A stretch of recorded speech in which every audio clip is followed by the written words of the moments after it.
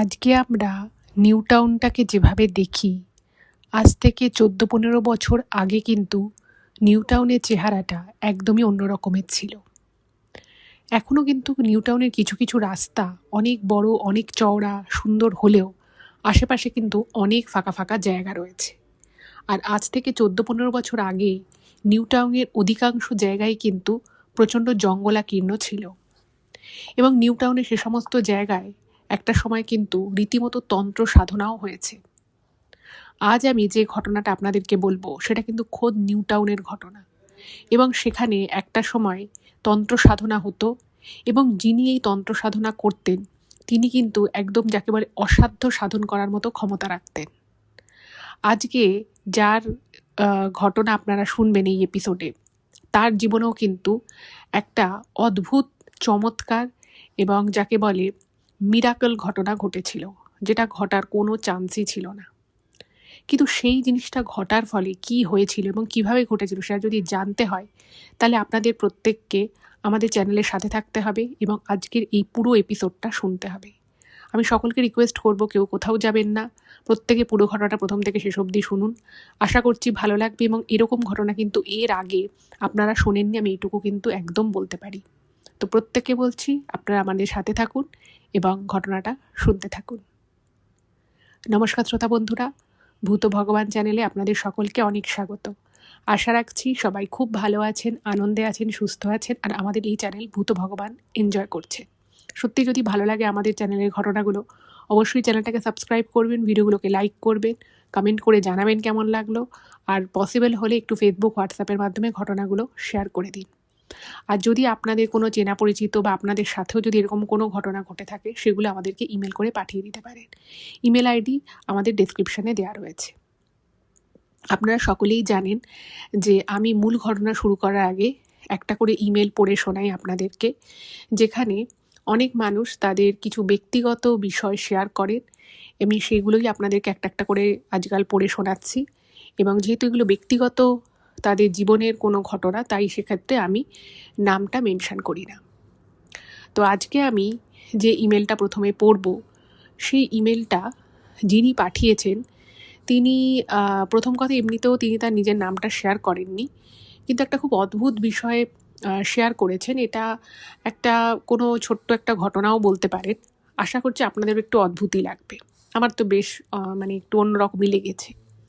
তো যিনি আজকের ইমেলটা লিখেছেন তিনি জানিয়েছেন যে তিনি কোনো একটা কলেজে ইঞ্জিনিয়ারিং পড়েন এবং যেহেতু উনি ইঞ্জিনিয়ারিং পড়ছে তো অবশ্যই উনি লিখেছেন যে ইঞ্জিনিয়ারিংয়ের এখন ওনার 3rd ইয়ার, তো ভবিষ্যতে উনি চাকরি করতে চান, সবটাই ঠিকঠাকই আর কি ভাবে উনি, যেরকম আর কি একটা ইঞ্জিনিয়ারিং পড়া স্টুডেন্টের যেরকম চিন্তাভাবনা থাকা উচিত সেই সব কেরিয়ারের দিক থেকে একদম উনি সেম চিন্তাভাবনা রাখেন। বাট একটা জিনিস ওনার নাকি খুব অদ্ভুত লাগে, সেটা হচ্ছে যে ছোটোবেলা থেকেই নাকি উনি লিখেছে যে আমি অনেক কিছু দেখতে পাই, মানে যেটা সাধারণ মানুষ সাধারণ চোখে দেখতে পাবে না সেরকমই কিছু জিনিস নাকি উনি দেখতে পায়। তো বলছে যে যেমন আমি কোনো একটা বাড়িতে যাই, গিয়ে সবাই হয়তো গল্প করছি দিনে দুপুরে, আমার হঠাৎ করে আমি দেখতে পাই যে ঘরের পাশ দিয়ে কেউ একটা চলে গেল, অথচ ঘরে মানে যে ঘরে আর কি সবাই গল্প করছে মানে পুরো বাড়িতে ওই ঘরে যারা আছে তারা ছাড়া আর কেউ নেই। এবার প্রথম যেটা ওর সাথে হতো যে ও এরকম দেখতে পেত এবং ও বলতো যে তোমাদের ঘরে এটা কে? তো বলতো কে আবার আছে, এই তো আমরা কজনই। তো বলতো না, একজন এখান দিয়ে সরে চলে গেল, এরকম হলো। তো তখন কেউ একটু ইয়ার্কি করতো, কেউ বিষয়টাকে যথারীতি পাত্তা দিত না। তো এরকম 1-2বার 2-3বার যখন হয় তখন ওর মা ওকে জিজ্ঞেস করে যে তুই লোকের বাড়ি গিয়ে এরকম কেন বলিস, কোথাও গিয়ে এরকম কেন বলিস? তো তখনও বলতো মা আমি বানিয়ে বলি না, আমি যেটা দেখতে পাই আমি সেটাই বলি। তো তখন যেটা ঘটনা ঘটে যে ওনার মা বলে যে না ওগুলো তুই ভুল দেখিস, ওগুলো তোর মনের ভুল, এরকম নানান কথাবার্তা আর কি বলতে থাকে। তো তারপরে আস্তে আস্তে ও বড় হয়, তো বুঝতে পারে যে ওর এগুলো বলাটা ঠিক না এবং যেগুলো মানে ও দেখে সেগুলো ও ছাড়া আর কেউ দেখে না সেটাও বুঝতে পারে। তো ও যেটা জানতে চেয়েছে যে এটা ওর সাথে কী হয় এবং কেন হয়, এবং এখন বলছে যে আমার আগের থেকে কমেছে, কিন্তু এখনও আমি অনেক জায়গায় গেলে সেটা রাস্তাঘাটে হোক বা কোনো একটা একটু নির্জন জায়গায় হোক, আমি অনেক কিছু দেখতে পাই যেটা অন্য কেউ দেখতে পায় না। এটা কিন্তু সত্যি একটা প্রচণ্ড ইউনিক বিষয়। তো যদি আপনি সত্যি এটা দেখে থাকেন বা এখনও আপনি বলছেন যে মাঝে মধ্যেই দেখেন, তাহলে আমি বলবো যে এটা হয়তো আপনার সত্যিই ভগবান প্রদত্ত কোনো আলাদা পাওয়ার হতে পারে। তবে আপনি যদি চান তাহলে একজন ভালো সাইকিয়াট্রিস্টের সাথে আপনি কথা বলতে পারেন, কারণ কোথাও আপনার কোনো ভুলভ্রান্তি হচ্ছে কিনা বা আপনি যেটা ভাবছেন বা যেটা দেখছেন সেটার অন্য কোনো অ্যাঙ্গেল আছে কিনা সে বিষয়ে আপনি তাহলে একটু নিশ্চিত হতে পারবেন। আর আমি এটুকুই বলবো, এই বিষয়ে আমার তো খুব বেশি ধারণা নেই বা আমার কোনো এক্সপার্টিসও নেই, বাট আমার মনে হয় যে আপনার যদি সত্যি সত্যি এরকম কোনো ইউনিক ক্ষমতা থেকে থাকে, তাহলে সেটা হয়তো আপনার জীবনকে কোনো না কোনোভাবে নিশ্চয়ই প্রভাবিত করছে এবং ভবিষ্যতেও হয়তো করবে।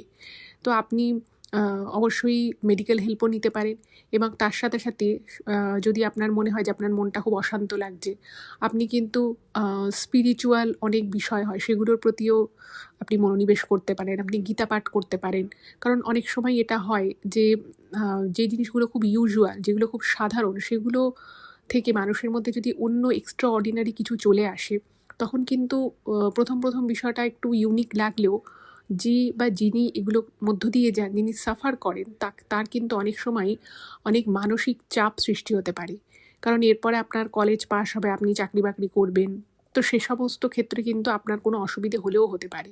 তো নিজেকে শান্ত রাখার জন্য আমি বলব আপনি ঠাকুরের নাম নিতে পারেন, ভগবানের কাছে এই বিষয়টা নিয়ে প্রার্থনা জানাতে পারেন, এবং আপনি কিন্তু মেডিকেল হেল্পও নিতে পারেন। আমার এটা মনে হয় আর কি। বাকি আপনি অবশ্যই আপনার বাড়িতে আপনার বাবা-মায়ের সাথে ওই বিষয়ে সরাসরি কথা বলবেন। কারণ একটা জিনিস আমি বুঝতে পারছি, একটা বিষয় মনের ভুল একবার হতে পারে, দুবার হতে পারে। কিন্তু আপনি লিখেছেন প্রায় ছোটবেলা থেকে এখনো অবধি আপনি এই জিনিসটা প্রত্যক্ষ করে আসছেন। তো নিশ্চয়ই সেখানে কিছু না কিছু তো অবশ্যই আছে। না হলে আপনি সেটা মনে হবে কেন?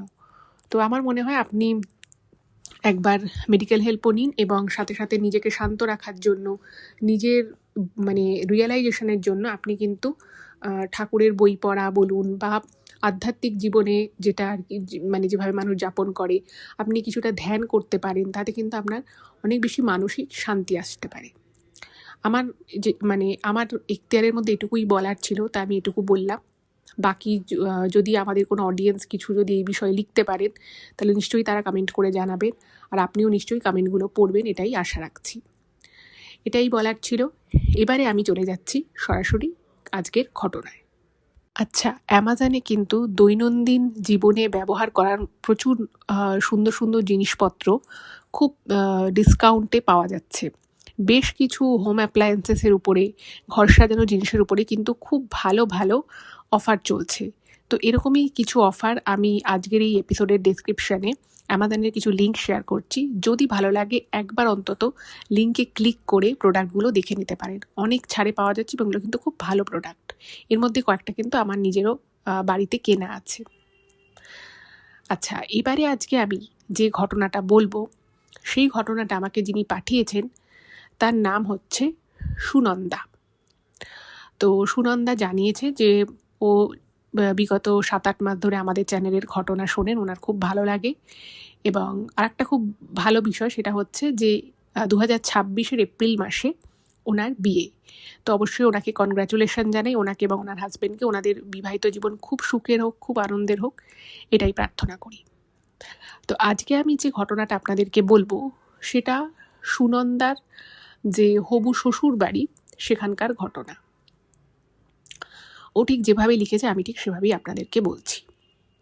সুনন্দার যার সাথে বিয়ে হবে তার নাম হচ্ছে সজল।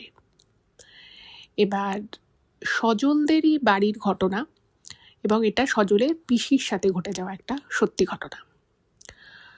তো ঘটনার সূত্রপাত হচ্ছে আজ থেকে প্রায় অনেকগুলো বছর আগে, এবং ওরা তখন নিউ টাউনেরই, রাজারহাট নিউ টাউনের যে জায়গাগুলো রয়েছে, যেগুলো একটা সময় একদম মানে জঙ্গলাকীর্ণ ছিল, খুব কম লোক বাস করতেও, একটা সময় কিন্তু রাজারহাট নিউ টাউনে 2000 টাকা 2500 টাকা কাঠা জমি বিক্রি হতো। সেটা হয়তো আপনারা অনেকেই জানেন, যেটা এখন লক্ষাধিক হয়ে গেছে। এবং ওই সময়টায় ওই এলাকায় কিন্তু খুব একটা লোকজন থাকতো না, খুব দূরে দূরে একটা দুটো করে বাড়ি ছিল।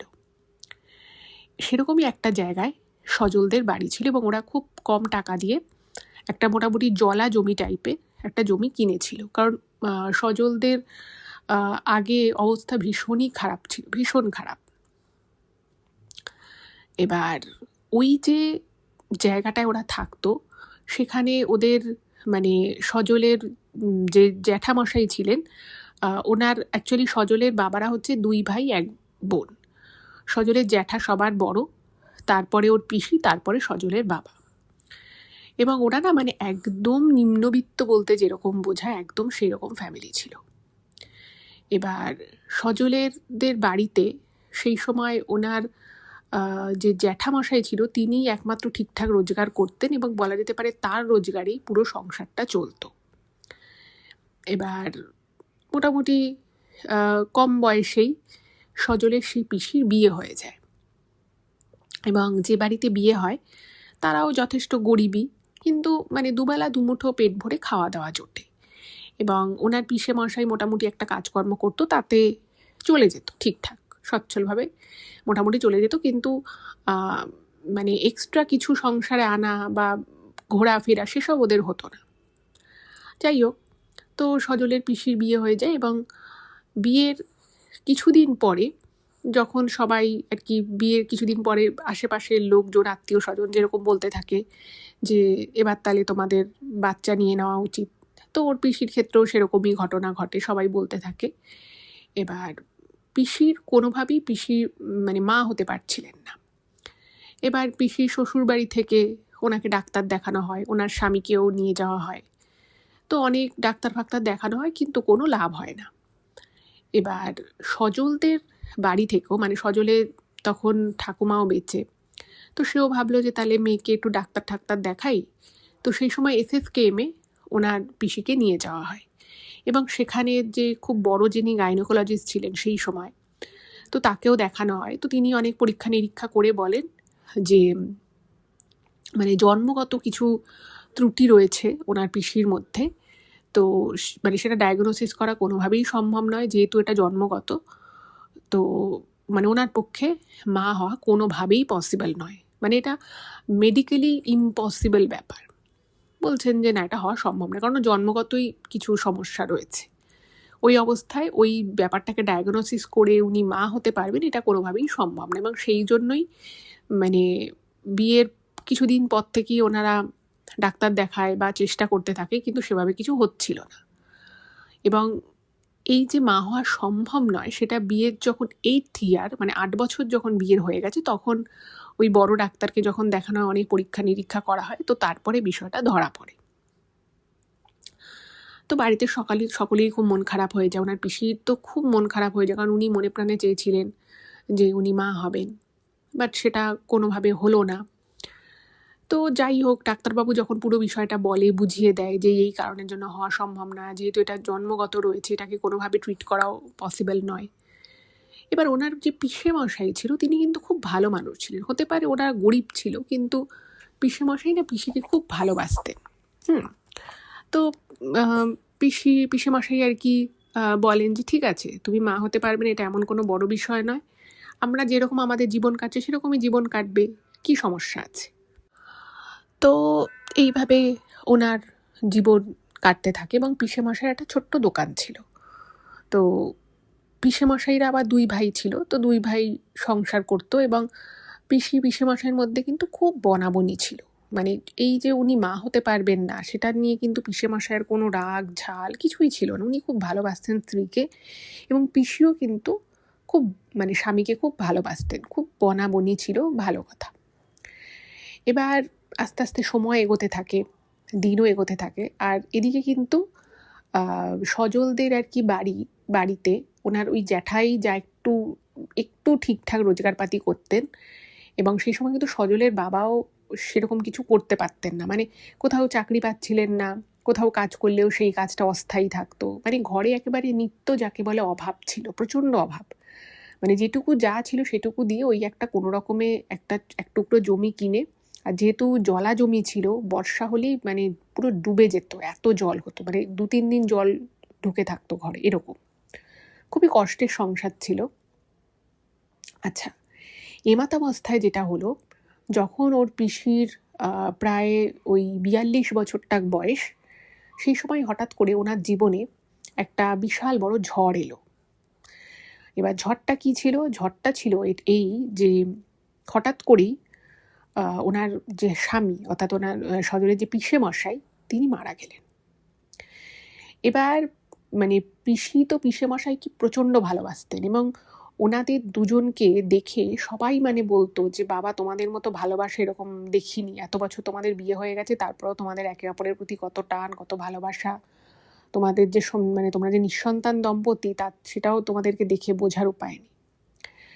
তো এরকম একটা মানুষকে, মানে স্বামী হিসেবে ওনার পিসি যাকে পেয়েছিলেন, সে এত ভালো মানুষ ছিল, কিন্তু তার এই হঠাৎ করে চলে যাওয়াটা ওনার পিসি যেন মানতে পারছিল না। এবং ওই যে বাড়িতে আর কি থাকতো, ওনারাও গরিবই ছিলেন, কিন্তু তবু একসাথে সংসার শুরু করেছিল, সব কিছু চলছিল, ওই শোকটা উনি নিতে পারলেন না। এবং উনি দিনের পর দিন খেতেন না, চুপচাপ একটা ঘরে বসে থাকতেন, ওনাদের যে ঘর ছিল সে ঘরে বসে থাকতো। এই করে না ওনার পিসি শরীর খারাপ হয়ে গেল। এবার এদিকে সজলের যে জ্যাঠা, সজলের বাবা, ওদের ঠাকুমা বেঁচে ছিল, তো তারা ভাবলো যে মেয়েকে তো ওইখানেভাবে রাখা যাবে না, কারণ মেয়েকে ওখানে দেখার মতো কেউ নেই। তো তখন ওনার পিসেমশাইয়ের যে এক চিলতে দোকান ছিল, সেই দোকান ঘরঠর বিক্রি করে, আর পিসেমশাইয়েরা 2 ভাই ছিল, অন্য ভাইকে বলল যে এনি চলে যাবে, তো কিছু টাকা অন্তত দিয়ে দাও, তাহলে ওদের যে একটা ঘর সেটাও তাহলে তুমি নিয়ে নেবে। তো তখন সজলের জ্যাঠাই মূলত ওর পিসিকে বলে যে তুই এখানে চলে আয়, ওখানে থাকতে হবে না, তুই ওখানে থাকলে তুই ঠিকমতো খাচ্ছিস না, ঘুমোচ্ছিস না, তুই নিজেকে অবহেলা করছিস, তুই তাহলে বরং এখানে চলে আয়, যা দোকানটা আছে ওটা বিক্রি করে দিই, টাকা পয়সা নিয়ে চলে আয়। এবার সেই এক চিলতে দোকান, সে আর কত টাকাই বা বিক্রি হয়, অনেকদিন আগেকার কথা বলছি, তো ওই যা হোক সেটা কিছু টাকায় বিক্রি হলো। আর অন্য পিসেমশাই যে অন্য ভাই ছিল, সে তখন বলল ঠিক আছে, আমি এই জায়গাটুকু আমি নিয়ে নিয়েছি, তার যা দাম হয় সেই সময়ের যা বাজার মূল্য ছিল সেটা ওনার পিসিকে দিয়ে দেয়।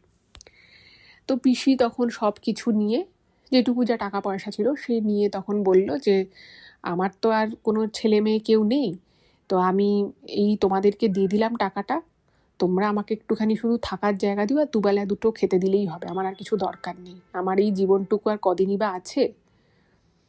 তো ওনার পিসি ওখানে থাকা শুরু করলো, এবং ওই যে টাকাটা পেয়েছিল সেই টাকাটা ওনার জ্যাঠা বলে যে এটা ওর টাকা, ওর জন্যই থাক, ওরও তো একটা ভবিষ্যৎ আছে, শরীর টরীর খারাপ হতে পারে, ভবিষ্যৎ আছে, তো এই টাকাটা ওর জন্যই থাক, আমাদের তো কিছু দরকার নেই, আমরা যা দুমুঠো খাবো ও তাই খাবে, সেটা নিয়ে কোনো চিন্তা নেই। তো সেই পিসি কিন্তু ওদের সাথে এসে থাকা শুরু করলো, এবং পিসি তখন প্রচণ্ড রোগা হয়ে গেছে, আধা দিন খায়নি, মানে একটা খুব বাজে, মানে যাকে বলে আধা মরা অবস্থা ওদের বাড়িতে আসে। তো সেই জায়গা থেকে ওনার মা খুব যত্ন আত্তি করতো, মানে পিসির মা মেয়েকে আর কি বোঝাতো যে দেখ তুই এত কষ্ট পাস না, তুই কষ্ট পেলে তো জামাই ওপর থেকে কষ্ট পাবে, এরকম করে আর কি বলে বুঝিয়ে কোনোভাবে ওই একবেলা করে খাওয়াতো। এবার ওই যে আমি আপনাদেরকে বললাম শুরুতে যে নিউ টাউনের যে জঙ্গলাকীর্ণ জায়গা ছিল, এখনও অনেক জায়গায় এরকম জঙ্গল আছে নিউ টাউনে, তো তখন আরও বেশি ছিল, তো সেখানে না বিভিন্ন জায়গায় মানে অতটা তো তখন সবাই জানতো না, কিন্তু কিছু কিছু জায়গায় ওখানে কিন্তু রীতিমতো তন্ত্র সাধনা হতো। এবং ওদের ওখানে একজন বয়স্কা মহিলা ছিলেন, তিনি ওরকমই নিউ টাউনের একটা জায়গায়, যেটা মানে একদমই অস্থায়ীভাবে উনি সেখানে থাকতেন, এবং ওই জঙ্গলের মধ্যে উনি সাধনা করতেন। এবং ওই মানে উনি খুবই বয়স্কা বুড়ি মহিলা বলা যেতে পারে, তো সেই বুড়ি মহিলাকে আশেপাশের অনেকেই চিনত, এবং ওনাকে না অনেকে ভাবতো যে উনি পাগল, অনেকে যেমন জানতো যে উনি সাধনা করে, পুজো আর্চা করে, অনেকে ভাবতো ও পাগল আছে, উনি ওরকমই, তো সেই জন্য অনেকে ওনাকে সিরিয়াসলি নিতও না। এবার ওই মহিলা মাঝে মধ্যে ওদের সজলদের যে বাড়ি ছিল সেই বাড়ির পাশ দিয়ে যাতায়াত করত, আর সজলের যে পিসি সে বাড়ির বাইরে আর কি সামনেটায় বসে থাকতো মন খারাপ করে, সকালে দুপুরে বিকেলে বসে থাকতো, মানে সবাই আর কি বলতো যে ঠিক আছে তুমি একটু কাজকর্মের মধ্যে থাকো, তো কাজ করে দিত, যে যেটা বলতো সেটা ওর পিসি করে দিত, কিন্তু বাকি সময়টা চুপচাপ বসে থাকতো। এবার ওই বুড়ি মহিলাটা ওখান দিয়ে বারবার যাতায়াত করতো। তো একদিন ওনার পিসিকে জিজ্ঞেস করে যে তুই এভাবে বসে থাকিস কেন? তো তখন পিসি বলে যে আমি তো মানে আমার যা দুর্ভাগ্য, আমি আর কি করব বলো, আমার জীবন তো প্রায় শেষই হয়ে গেছে, আমার স্বামী এভাবে আমাকে ছেড়ে চলে গেল, এটা আমি মানতে পারিনি। তারপরে বলে যে আমার জীবনে খুব ইচ্ছে ছিল, আমার স্বামীরও ইচ্ছে ছিল যে আমাদের একটা সন্তান হবে, সেরকমও তো কিছু হলো না, অনেক ডাক্তার বুদ্ধি দেখানো হয়েছে, ডাক্তার বলে দিয়েছে এটা সম্ভব নয় কখনো, আর তারপরে এখন তো বয়স হয়ে গেছে, স্বামীও চলে গেল, আর আমার জীবনে কি আছে বলো, তাই বসে বসে ভাবি আর কদিন এভাবে নিজের জীবনটাকে টানতে হবে, এরকম আর কি দুঃখের কথাবার্তা বলতো। তো বুড়ি মহিলাটা শুনতো, তো বুড়ি মহিলাটা ভালো কথাই বলতো যে তুই একটু পুজো আর্চা কর, একটু মন ভালো থাকবে, একটু ঠাকুরকে ডাক। তোর পিসি এতটাই ডিপ্রেশনে চলে গেছিলেন, উনি বলতেন আর কি ডাকবো, ঠাকুরের কাছে চাইবোটা আর কি, কিছু তো আর চাওয়ারও নেই, কি ডাকবো কি চাইবো, একসময় তো অনেক ডেকেছি, এরকম টাইপের আর কি কথাবার্তা বলতো। আর ওর পিসি মানে মাঝে মধ্যে আর কি টিপ করতো, তারপর ছোটোখাটো হাতের কাজ নিয়ে এসে করতো, এবং যা টাকা হতো সবটাই উনি কিন্তু সংসারে দিতেন, নিজের কাছে কোনোদিন একটা টাকাও রাখেননি। ইভেন ওনার স্বামীর দোকানের বিক্রি করে যে টাকা হয়েছে, সেই টাকা কোথায় রাখা হয়েছে, কী খাতে খরচা হচ্ছে, উনি কোনোদিন জিজ্ঞেস করেনি, মানে একদমই অন্য রকমের মানুষ ছিলেন উনি। এবার মাঝে মধ্যে কি হতো, ওই বুড়ি মহিলাটা মানে সাধনা করতো, পুজো আর্চা করতো, সেটা অনেকেই আশেপাশে জানতো, কিন্তু ওই যে বলে যে এই ধরনের ধরুন তন্ত্র সাধনা এই ধরনের জিনিসের প্রতি মানুষের একটা ভীতি থাকে, আর যেহেতু উনি একাই থাকতেন, একাই এসব করতেন, সেই জন্য ওনাকে না অনেকে সিরিয়াসলি নিত না, ভাবতো যে কি না কি করে, পাগল আছে। ফলে উনি যেখানটায় ওই সাধনা ভাধনা করতেন সেখানে আশেপাশে কেউ খুব একটা যেত না, আর একদম জঙ্গলের মধ্যে উনি থাকতেন একটা ছাউনি মতো করে। কিন্তু এই যে পিসি ছিল সজলের, সেই পিসি কিন্তু ওনাকে খুব বিশ্বাস করতেন। পিসির সাথে এসে মাঝে মধ্যে দরজার সামনে এসে দু চার মিনিট করে গল্প করে যেত, কথা বলতো। এবার একদিন তখন সজলের বাবার বিয়ে হয়ে গেছে, তো সজলের মা একদিন বলেছে যে তুমি ওই মহিলার সাথে এত কথা বলো কেন, ওনাকে আশেপাশে সবাই বলে পাগল। অনেক সময় পাড়ার আশেপাশের ছেলে পিলেরা উনি যেখানটা আর কি সাধনা করতেন সেখানে জিনিসপত্র এদিক ওদিক করে দিত, তো উনি খুব রেগে যেত ওই মহিলাটি, মানে বুড়ি মহিলাটি। তিনি কী করতো, একটা লাঠি নিয়ে তাড়া করতো যে আবার তোরা আমার এখানে এসছিস, আমার তন্ত্র আমার সাধনা তোরা পণ্ড করবি, জিনিসপত্র এদিক ওদিক করে দিস, বলে উনি খুব আর কি লাঠি নিয়ে তাড়া করতো পাড়ার ছেলেপিলেদের, যারা আর কি ওনাকে ডিস্টার্ব করতো। তো সেই জন্য ওনার একটা বদনামও ছিল। এবার যখন সজলের মা বলতো যে তুমি ওর সাথে কথা বলো না, ওনাকে কিন্তু অনেকেই পাগল বলে, আর তখন সজলের মায়ের খুব বেশি দিন বিয়ে হয়নি, যাই হোক, তো তখন ওনার পিসি আর কি বলতো যে বিশ্বাস করো, আমি এমন অনেক কথা বলি যে কথাগুলো যদি আমি তোমাদেরকে বলি তোমরা না বিশ্বাস করবে না, নয় হয়তো তোমাদের মনে হবে যে আমি হয়তো খুব শোকে আছি সেই জন্য বলছি, কিন্তু আমার না ওই বুড়ি মহিলার সাথে আমি জানি না উনি পাগল কি না, কিন্তু আমার মনে হয় না উনি পাগল। আর আমি যদি ওনাকে কিছু বলি উনি আমার কথাটা শোনেন, আমার কথাটা বিশ্বাস করেন। মানে মাঝে মধ্যে যেটা হতো, সজলের পিসি বলতো যে আমি আজকে তোদের পিসেমশাইকে দেখেছি, আজকে আমার সাথে কথা বললো, এই সন্ধেবেলা একটু আগে এসেছিল, আমাকে জিজ্ঞেস করে গেল আমি কেমন আছি, এরকম কথাবার্তা ওনার পিসি মাঝে মধ্যেই বলতো। এবার স্বাভাবিকভাবে এই কথাগুলো যদি সজলের জ্যাঠা শুনতো বা সজলের বাবা শুনতো, তারা স্বাভাবিকভাবে বিশ্বাস করতো না, এবং তারা উল্টে বোঝাতো যে না না দেখ তুই কিন্তু এগুলো ভুল ভাবছিস, যে মানুষ চলে যায় সে কি কখনো ভাবে ফিরে আসে নাকি, ওটা সম্ভব নয়। এবং মাঝে মধ্যে এতটাই অসংলগ্ন কথা ওনার পিসি বলতো যে সবাই ভাবতো যে দূর আবার শুরু করলো। প্রথম করুণা হতো, প্রথম সবাই আর কি বিষয়টাকে মানে ইনডালজ করতো, কিন্তু পরে আস্তে আস্তে সবাই বোঝানো শুরু করলো যে দেখ তুই এরকম ভাবিস না, যে চলে যাওয়ার সে চলেই যায়, সে কি কখনো এভাবে এসে তুই যেভাবে বলছিস যেন একটা মানুষ এসে গল্প করছে তোর সাথে। একবার এরকমও হয়েছে, ওর পিসি হঠাৎ করেই রাতের বেলা 11টার সময় চা করছে, সবাই জিজ্ঞেস করেছে যে কেন তুমি এখন চা করছো, তোর পিসি বলছে না না তোর পিসেমশাই এসছে, একটু চা চাইছে, আমি একটু চা করে দিচ্ছি। এবার এইগুলো যখন আস্তে আস্তে হতে থাকে তো তখন সবাই ভাবে যে আরে সজলের পিসিকে ভাবে যে আরে এনার কি মানসিক ভারসাম্য চলে যাচ্ছে নাকি শোকে পাগল হয়ে যাচ্ছে।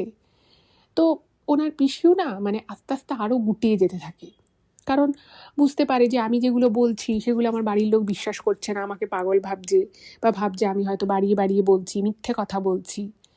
তো মানে উনি না মানে ওনার দাদা বা ভাইকে কখনো এই কথাগুলো আর বলতো না।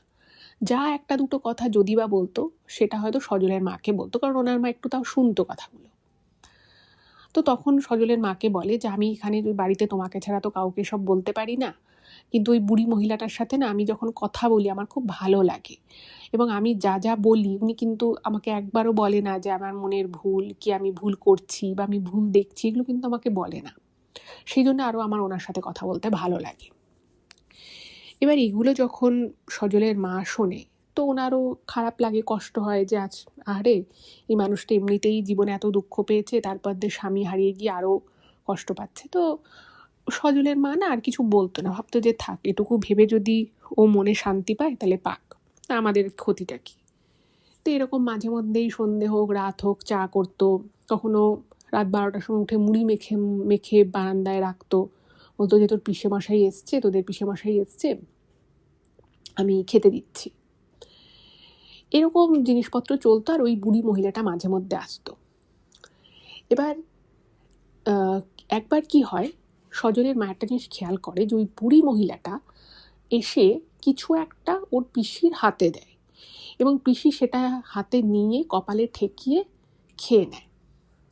এবার এটা 1-2বার সজলের মা দেখেছে, বাট এক্স্যাক্টলি কী দেয় কী খায় সেটা কিন্তু সজলের মা কোনোদিনই খেয়াল করেনি। আর যেহেতু ওর পিসি মানে একটু অন্যরকম ছিলেন, দুঃখে কষ্টে, আর যেহেতু ওই যে বললাম যে ঘরের মধ্যে যদি এরকম কথাবার্তা বলতো, বিশেষত সজলের জ্যাঠা খুব রেগে যেত মাঝে মধ্যে যে কেন তুই এরকম বলছিস, এরকম করতে করতে তুই আবার অসুস্থ হয়ে যাবি। আর ততদিনে সজলের ঠাকুমাও মারা গেছে।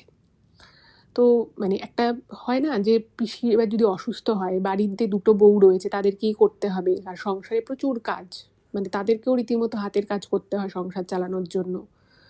তো এই মতাবস্থায় মানে সবাই চাইতো যাতে ওর পিসি ভালো থাকে, পিসিও যদি অসুস্থ হয়ে পড়ে তাহলে তো খুবই চাপ হয়ে যাবে। তো মানে ওনার জ্যাঠাকে ওনার পিসিও ভয় পেত, তো সেই জন্য কথাগুলো বলতো না। এবার 2-3 দিন এরকম দেখার পরে সজলের মা ভাবলো যে না, এবার ব্যাপারটা একটু জিজ্ঞেস করতে হবে। আর ওই বুড়ি মহিলাটাকে না মানে পাড়ার অনেকেই একটু এড়িয়ে চলতো, একটু ভয় পেত, যে কারণ উনি একবার রেগে গেলে প্রচণ্ড রেগে যেতেন, এবং উনি ওনার ওই হাতের লাঠিটা মানে ছুঁড়ে মারতেন এরকম টাইপের। কেউ যদি হয়তো কিছু একটা বললো বা কেউ একটু পিছনে লাগলো উনি একদম লাঠি ছুঁড়ে মারতেন। তো পাড়ার লোকেরা মানে যে কজন আর কি, খুব বেশি ফ্যামিলি তো আর ওখানে থাকতো না, তো তারা একটু এড়িয়ে চলতো। তারপরে সাধনা সাধনা করতো, ভাবতো যে আবার কি অভিশাপ টভিশাপ দিয়ে দেবে, তো দরকার নেই। যাই হোক, তো একদিন সজলের মা জিজ্ঞেস করে ওর পিসিকে যে আচ্ছা তোমাকে ওই বুড়ি মহিলাটা এসে দেখি কিছু একটা দেয়, সেটা কি দেয় গো? তো তখন ওর পিসি না একটুখানি থতমত খেয়ে যায়, মানে একটু চমকে যায়, যে আমি হয়তো মনে মনে ভাবতে থাকে যে আমি বিষয়টা লুকিয়ে লুকিয়ে করছিলাম, এ কি করে জানতে পারলো, এরকম টাইপের। তো উনি প্রথমে ব্যাপারটা একটু এড়িয়ে যেতে চায়। তো তখন সজলের মা বলে যে দেখো আমি কিন্তু জানি তুমি কিছু একটা খাও, ওই বুড়ি মহিলাটা তোমাকে কিছু একটা দেয় মাঝে মধ্যে, এবং তুমি যে সেটা খাও সেটা কিন্তু আমি দেখেছি। এবার সজলের মায়েরও কোথাও একটা মনে টেনশন ছিল, কারণ ওনাকে নিয়ে না মানে বাকি যে 2 ভাই ছিল, সজলের জ্যাঠা এবং সজলের বাবা, দুজনেই খুব চিন্তা করতো যে তাদের বোন এভাবে জীবনে এত বড় একটা কষ্ট পেয়েছে। এবার তারাও ভাবতো যে বাকি জীবনটা যেন ওনার পিসি একটু ভালো করে কাটাতে পারে। এবার সেই জায়গা থেকে সজলের মা যখন খেয়াল করে যে সজলের পিসিকে মানে প্রায় 1 দিন 2 দিন অন্তর অন্তরই ওই বুড়ি মহিলাটা কিছু একটা দেয়, তো ওনার মায়ের মনেও একটা চিন্তা হয়ে যায় যে কী দেয়, কোনো কিছু ক্ষতি হয়ে যাবে না তো? তো সেই জায়গা থেকে আর কি জিজ্ঞেস করে। তো তখন সজলের সেই পিসি বলে যে আচ্ছা আমি তোমাকে বলছি, কিন্তু তুমি আমাকে কথা দাও তুমি কাউকে বলবে না। বলছে না না আমি কাউকে বলবো না। তখন ওর পিসি বলে যে আসলে উনি আমাকে একটা করে কলা দেয়, উনি তো সাধনা করে, তো সেই সাধনার যজ্ঞের একটা করে কলা আমাকে মাঝে মধ্যে দেয়, আমি খাই। তো তখন ওর মা তো খুব অবাক হয়ে যায় যে কি ব্যাপার, উনি যজ্ঞ করে তো তোমাকে কেন কলা দেয়?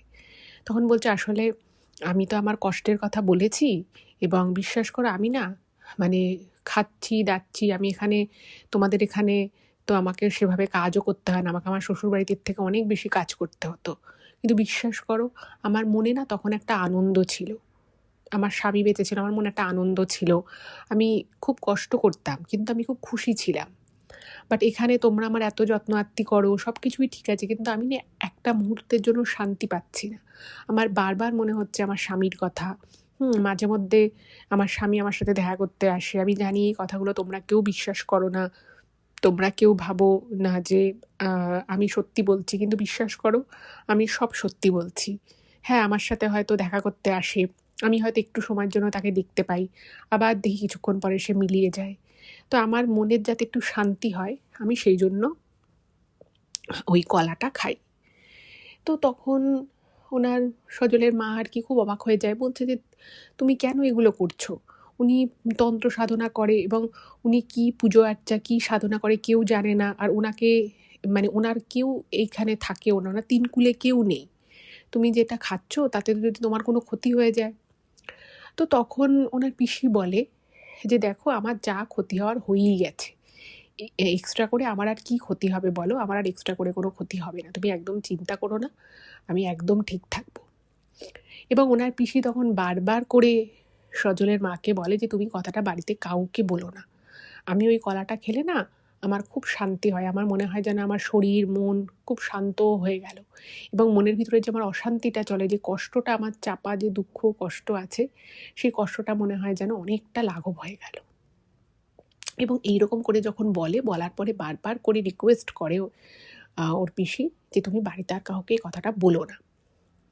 এবার সজলের মাও জানতো যে এই কথাটা যদি সজলের মা ওর বাবাকে বা ওর জ্যাঠামশাইকে বলে, তাহলে মানে ওর পিসিকে সবাই বকাবকি করবে, বা ওই বুড়ি মহিলাটাকে সবাই বলবে যে না তুমি আর এখানে আসবে না, বা আমাদের বাড়ির এই মেয়েকে এই জিনিসটা দেবে না।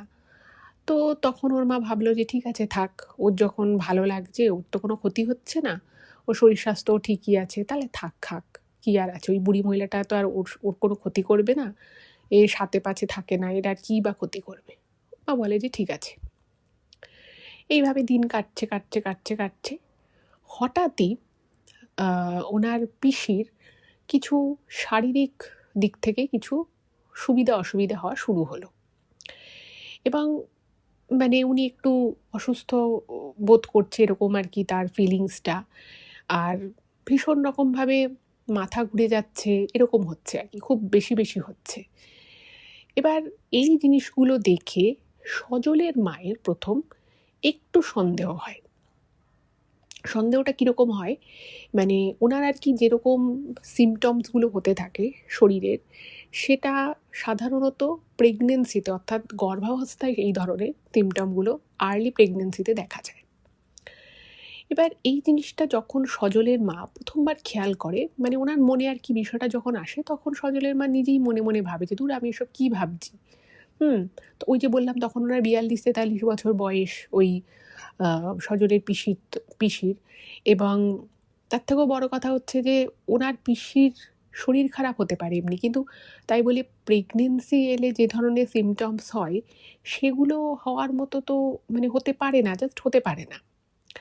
এবার ওনার একটুখানি তাও খটকা লাগতে থাকে, এবং উনি কাউকে কিছু বলেনি, বাট উনি মনে মনে সজলের মায়ের মনে মনে বিষয়টা বারবার আসতে থাকে যে আমার কেন এরকম মনে হচ্ছে, একটুতেই আর কি প্রচণ্ড রকমভাবে হাঁপিয়ে যাচ্ছে, কখনো কখনো বমি হচ্ছে, খেতে চাইছে না, কখনো একটা অদ্ভুত রকমের শারীরিক পরিবর্তন দেখা যাচ্ছে। তো তখন সজলের মা ওর যে জেঠিমা, সজলের যে জেঠিমা, তাকে কথাটা প্রথমে বলে। এবার ওনার জেঠিমা বলছে হ্যাঁ তুমি তো ঠিকই বলেছ, কিন্তু এনার মানে প্রেগনেন্সির সিমটমস কেন আসতে যাবে? তখন ওর মা বলছে যে সেটা আমি জানি না, কিন্তু তুমি ভালো করে লক্ষ্য করো, এগুলো পুরো গর্ভাবস্থায় যেরকম মেয়েদের সিমটমস হয় ঠিক সেরকমই।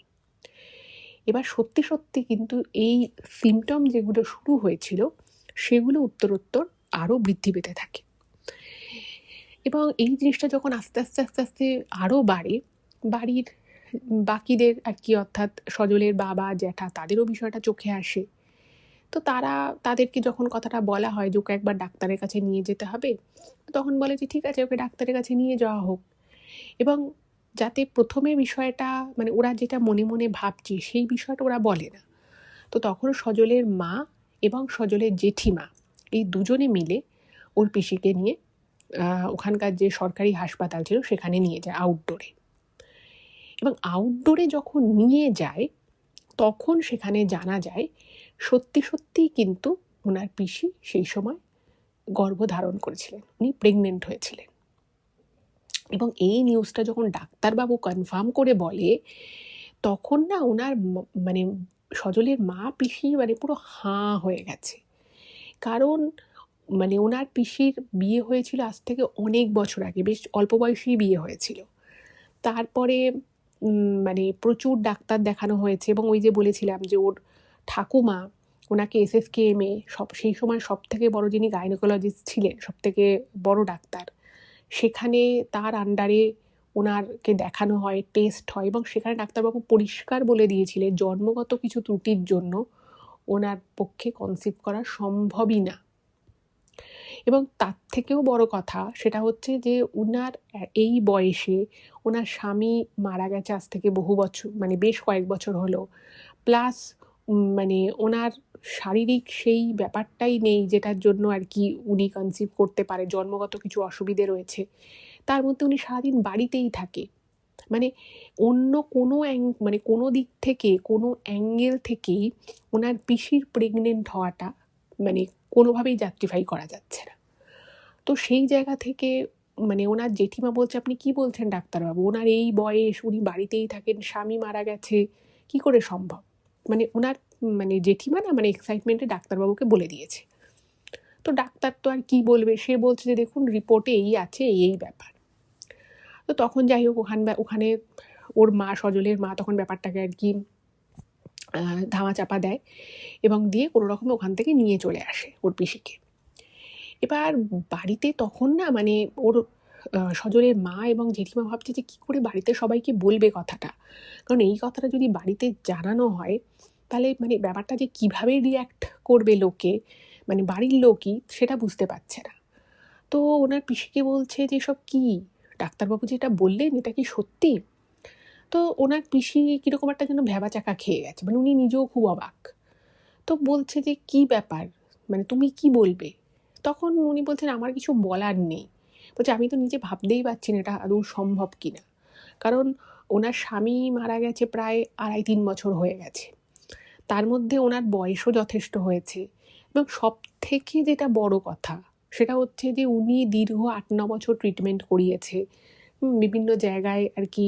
শুধুমাত্র মেডিকেল ট্রিটমেন্ট করিয়েছেন তা নয়, বিভিন্ন জায়গায় গিয়ে ধাগা বাঁধা, তাবিজ করা, মানে যাতে আর কি বাচ্চা হয়, সব করা হয়ে গেছে, কোনো কিছুতেই কিছু হয়নি। বাট এবারে কি করে প্রেগনেন্সি এলো সেটা ওর মা আর জেঠিমা জিজ্ঞেস করে যে তুমি সত্যি কথা বলো, আমি জানি তুমি সারাক্ষণ আমাদের সামনেই থাকো, চোখের সামনেই থাকো, বাড়িতেই থাকো, বাট তোমার বক্তব্যটা কি?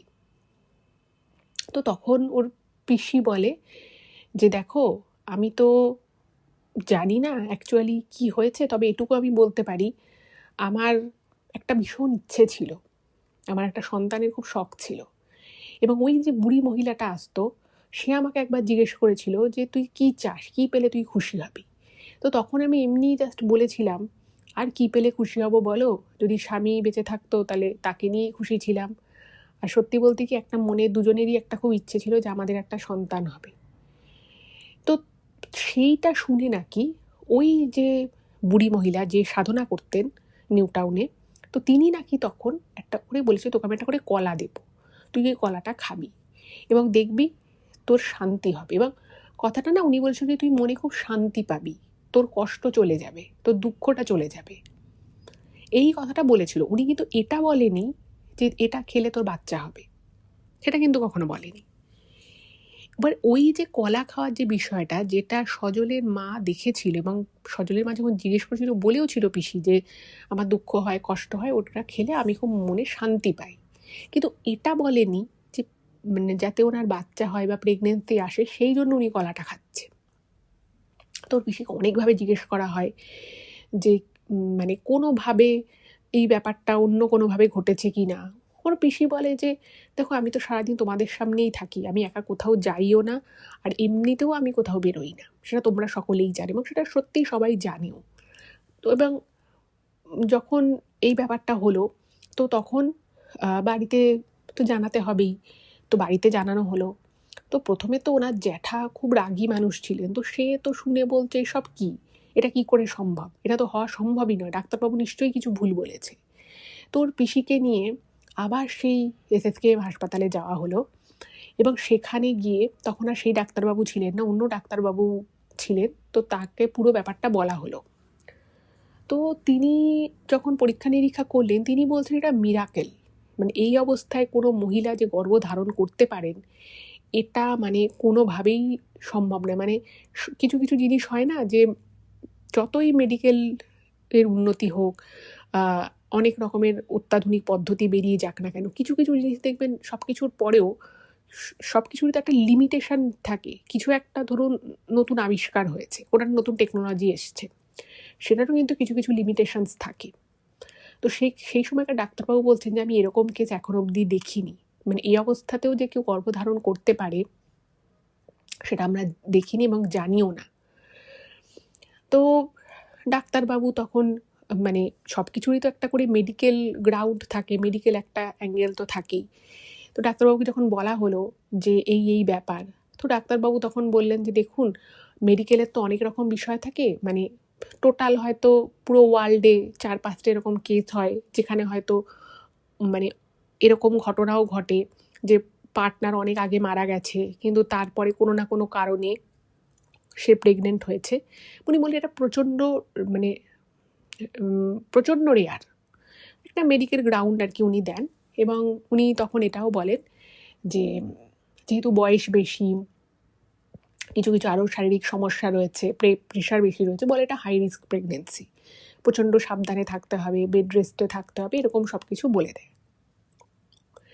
এবার স্টিল সবাই ভাবতে থাকে যে ব্যাপারটা হলোটা কি, মানে এত কিছু মানে একদম অল্প সময়ের মধ্যে এত কিছু চলে মানে হয়ে যায়, বাড়িতে সবাই প্রচণ্ড অবাক হয়ে যায় যে ব্যাপারটাকে কী করে প্রেগনেন্সি এলো।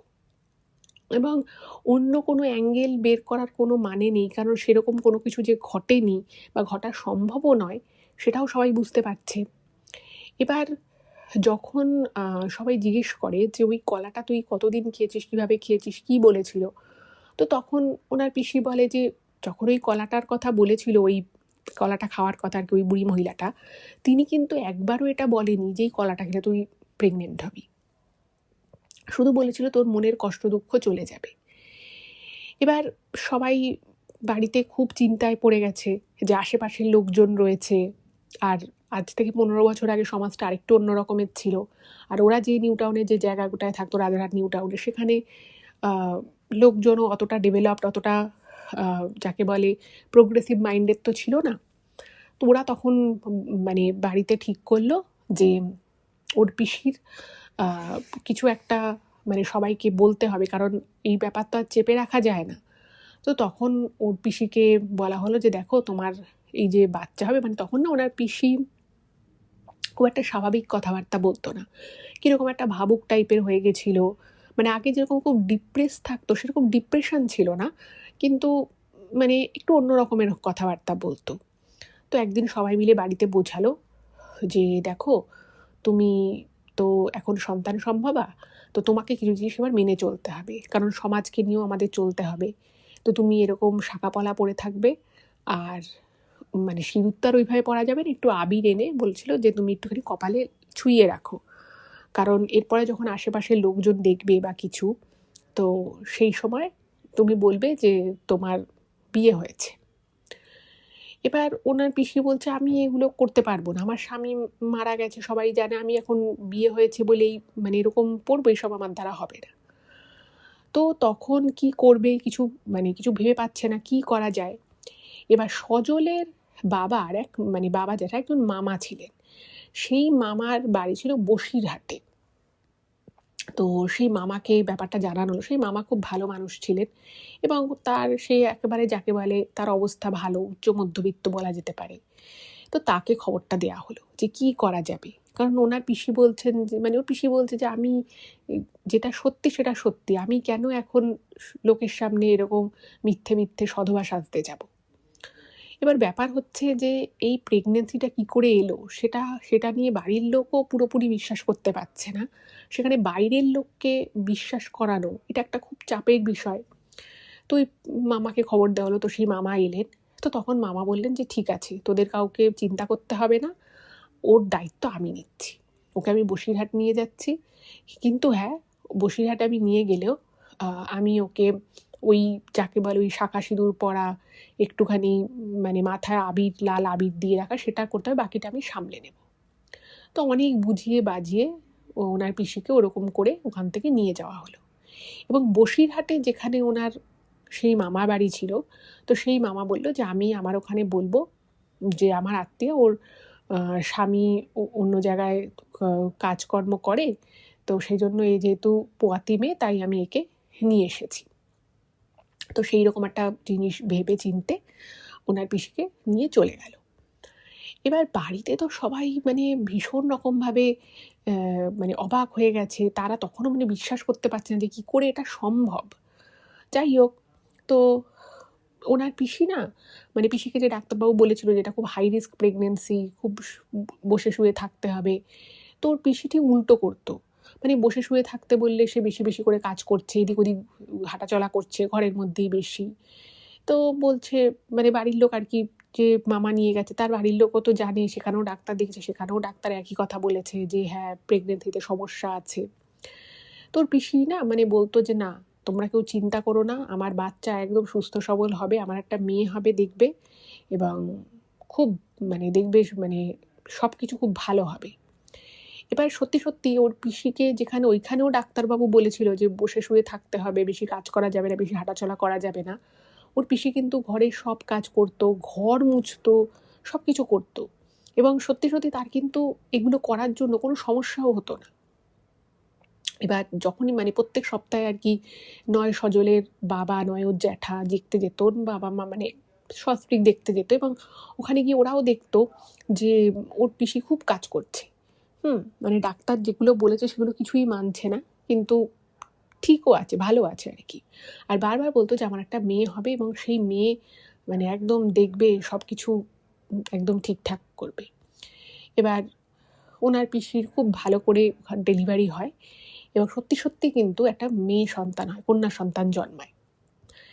এবার ওনার পিসি তখন বলে যে আমি চাই আমার বাচ্চা ওইখানেই বড় হোক, মানে সজলদের যে বাড়ি ছিল, বলছে আমি চাই সেখানেই বড় হোক। তোর পিসে বসে মানে ওই যেই মামা ছিল, তো সেই মামা আর কি বলেছিল যে এখানেও বাচ্চাটাকে তুই বড় করতে পারিস, কোনো অসুবিধে নেই। বলে না না, তোমার এখানে আমি ছিলাম, তুমি আমার এত সাহায্য করলে, আমার ডেলিভারি হয়ে গেল এখানে, সব ঠিক আছে, কিন্তু আমার বাচ্চা ওখানেই বড় হবে।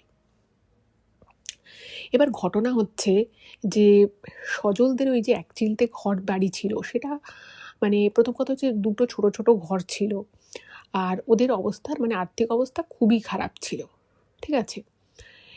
তো এমতাবস্থায় ওর পিসি যখন বাচ্চা নিয়ে এই বাড়িতে ঢুকলো, তখন মানে সব কিছুই খুব মানে অসুবিধাজনক হয়ে গেল। কারণ একটা সদ্যজাত বাচ্চা, মা, তাকে একটা আলাদা ঘর দিতে হবে, তার খাওয়া দাওয়ার ব্যাপার আছে, আর তার জন্য যে টাকাটা রাখা ছিল সেই টাকাটা ওর জ্যাঠামশাই বলেছিল যে আমরা কেউ খরচা করব না, ওরা ওর ভবিষ্যতের জন্য থাকার, এখন ওর যখন বাচ্চা হয়েছে তারও তো একটা ভবিষ্যৎ আছে, আর সেই টাকাও যে খুব বেশি তাও নয়।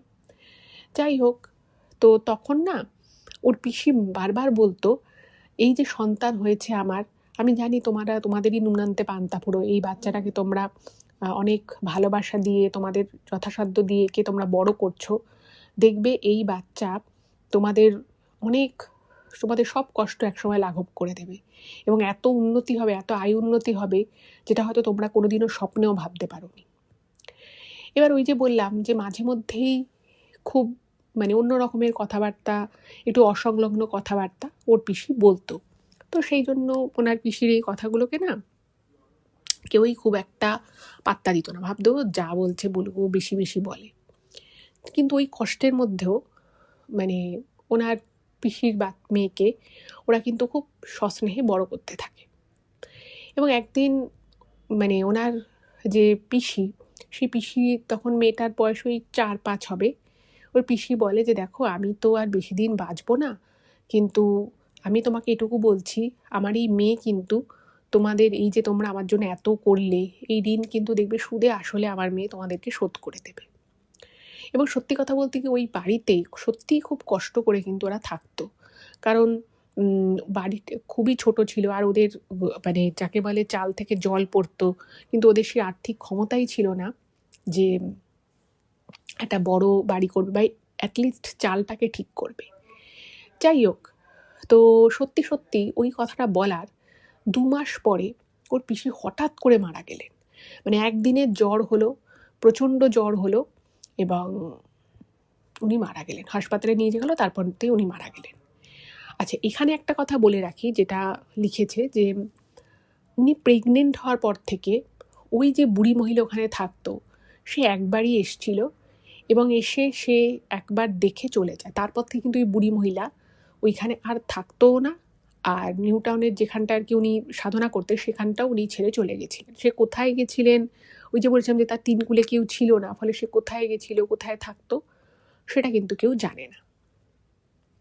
যাই হোক, তো এবার যে ঘটনাটা ঘটলো সেটা হচ্ছে যে ওর পিসি মারা গেল, এবং পিসি মারা যাওয়ার পরে সকলে মানে একদম স্তম্ভিত হয়ে গেল যে ও কিছুদিন আগে বলল যে আমি আর বেশি দিন নেই, মানে ও বুঝলো কী করে। আর এই যে মারা গেছিল ওর পিসি কিন্তু একদম সুস্থ সবল ছিল, কিন্তু হঠাৎ করে একদিনের জ্বরে কি করে একটা মানুষ মারা যায়, সেটাও একটা সবার কাছে খুবই অদ্ভুত বিষয় ছিল। এবং এই যে ওর পিসি মারা গেল, তারপর থেকেই ওদের সংসারে না একটা অদ্ভুত জিনিস হওয়া শুরু হলো। সেটা হচ্ছে যে প্রথম যেটা হলো সেটা হচ্ছে সজলের বাবা একটা খুব ভালো চাকরি পেয়ে গেলেন, ভালো চাকরি, দারুণ চাকরি পেলেন, এবং যেখানে উনি মাইনে তো পেতেনই, ভালো মাইনেই পেতেন, তার সাথে সাথে ওভার টাইম করেও প্রচুর টাকা উনি রোজগার করা শুরু করলেন। আচ্ছা, ওনার যে জ্যাঠা, সজলের যে জ্যাঠা, সেই জ্যাঠা বহুদিন ধরে একটা জায়গায় চাকরি করতো, এবং সেইটা না মাঝে মধ্যেই লক আউট হয়ে যেত। মানে হয়তো 2 মাস 3 মাস কাজ করলো, তারপর হয়তো দিন 15 দিন 20 কি 1 মাস লক আউট থাকতো কারখানা, তো সে 1-1.5 মাস মাইনে বন্ধ, এইভাবে চলতো। অদ্ভুতভাবে ওনার জ্যাঠাও কিন্তু একটা খুব ভালো কাজ পেল, এবং ওর জ্যাঠা এতদিন ধরে যে কাজটা করতো সেই ফ্যাক্টরিতে ওই কাজটাই উনি করতেন, কিন্তু বেশি টাকায় করতেন। এবং 2 ভাইয়ের ভালো রোজগার হলো, এবং কিছুদিনের মধ্যেই ওদের চাল ফাল সব ঠিক করে মানে ঘরের অনেক উন্নতি হলো।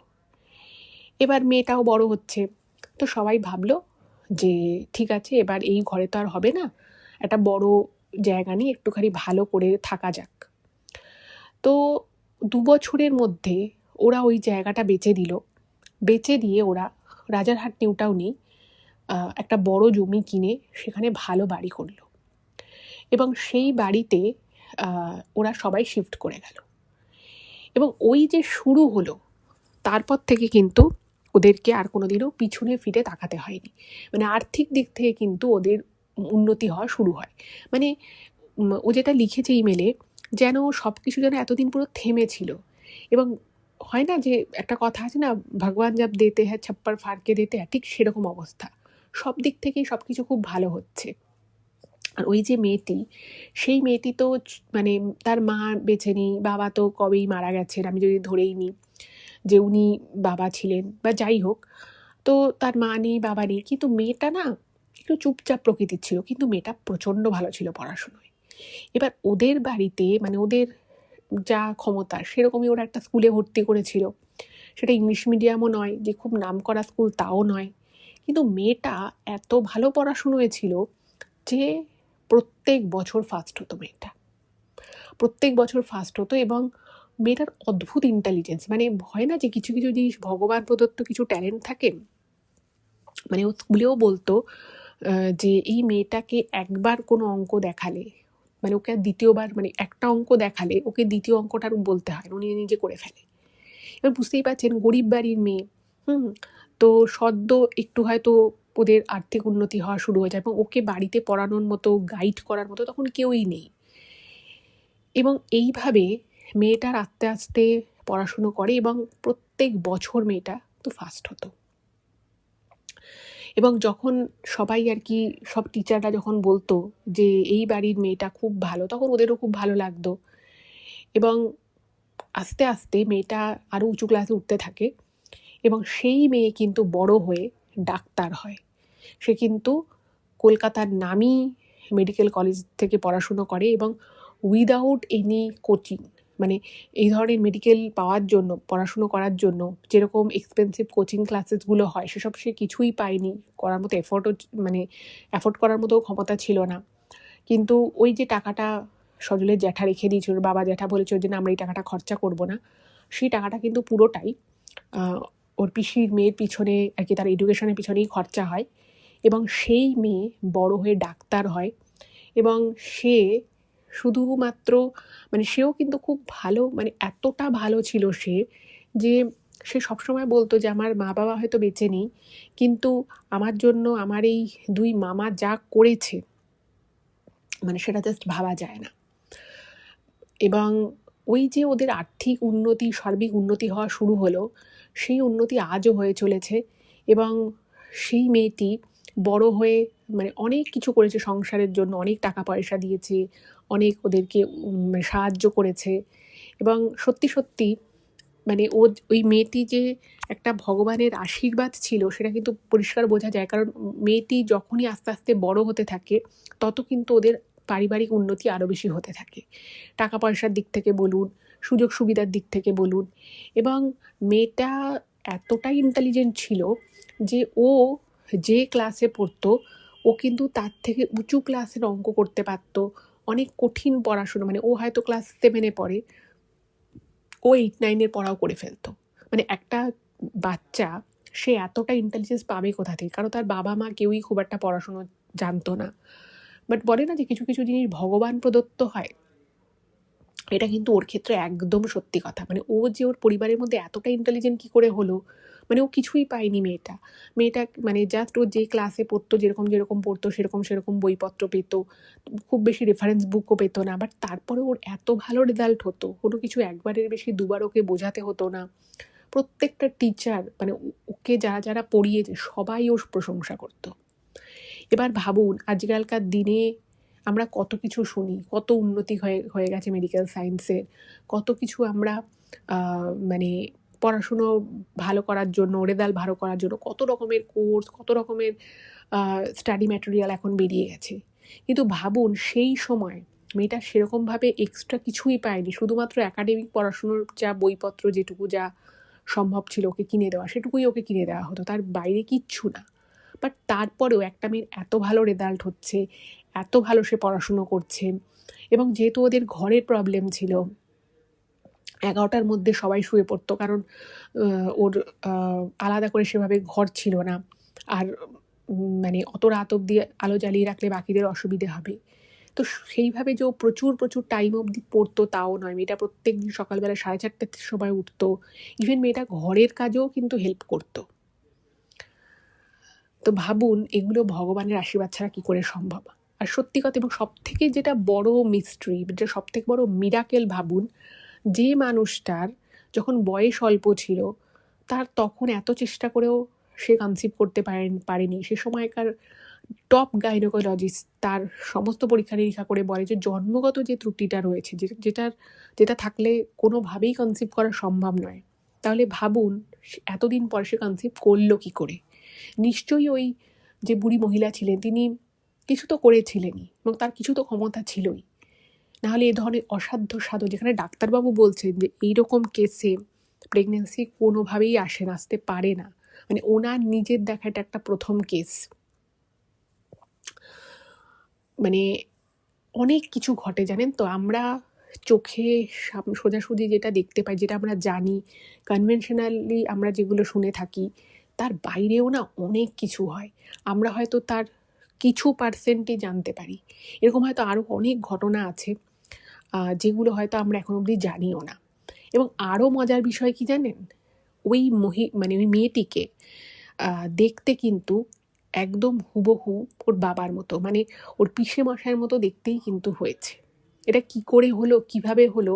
দেখুন, মেডিকেলে হয়তো এটাকে খুব এক্সেপশনাল কোনো কেস হিসেবে পোর্ট্রে করাই যায়, কিন্তু এটা কি ভগবানের আশীর্বাদ ছাড়া সত্যি কি সম্ভব? আপনাদের কি মনে হয়? আমার তো মনে হয় এটা ভগবানের আশীর্বাদ ছাড়া কোনোভাবেই সম্ভব নয়। কিন্তু এটা কি করে হয়েছিল? ওই কলাটা খাওয়ার পরেই এই মিরাকেল কেন ঘটলো? তাহলে সেটার কি উত্তর হবে?